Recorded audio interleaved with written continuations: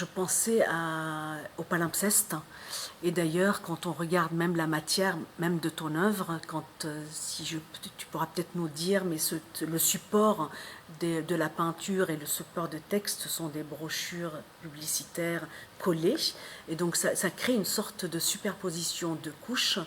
Et ça m'a particulièrement touchée dans ce travail, parce que j'avais après une résonance dans tous les sens. Couche du temps, couche de lieu, couche de personne. Est-ce que ça te parle? Oui, d'autant plus que ce que tu viens énoncer, c'est que je l'ai appliqué euh, de la façon parfois que j'ai eu d'écrire les textes comme si je les voyais de l'intérieur de l'écran. Et donc le visiteur qui lisait le livret voyait un texte à l'envers. Donc ça, pour moi, ça a été la manière de dire, j'extrais des couches de l'appareil numérique pour le mettre sur des couches de papier, de matière réelle. Et en ça, effectivement. Mais effectivement, toi, tu parles de l'aspect réel des livrets, mais moi, je suis parti déjà de la couche numérique. Et je suis entièrement d'accord avec toi. Parce que,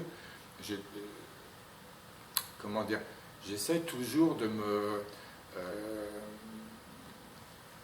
enfin, mes précédentes expos, c'était de peindre des images numériques. Voilà, de peindre des images d'appareils photo, de peindre des images de télé, de peindre des images d'iPad. Voilà, de ne pas laisser les choses qu'au numérique. Voilà, le réintégrer dans la matière réelle. Et faire palimpseste, donc. Oui, et quand on pense en fait, comme tout art, il y a aussi tout le passé de l'art. Quand on écrit aussi avec tout ce qu'on a lu auparavant et tout, et j'ai l'impression que tu as matérialisé cette dimension-là. Effectivement. Après, je ne peux pas faire palimpseste de tout non plus. Il faut rester humble et modeste sur les... Mais déjà, j'avais ce terme que j'utilise souvent, j'avais à restituer quelque chose en tant qu'autodidacte, des années de trimballage de valises de livres. Voilà, quand on a eu des creux et des bosses dans la vie, et qu'on ne s'est jamais départi de ces cantines de livres qui pèsent des tonnes à monter, descendre les étages, le véhicule, les coffres, les voitures, les gamelles et les bidons. Et là, j'avais à restituer quelque chose au livre. Et donc, il y a encore en termes de conception un effet palimpseste, comme tu dis, effectivement. Et c'était aussi pour rendre hommage à un professeur de français qui m'a ouvert une porte. Et celui-là, donc, qui m'a fait découvrir les calligrammes, l'or de Blaise Cendrars, etc.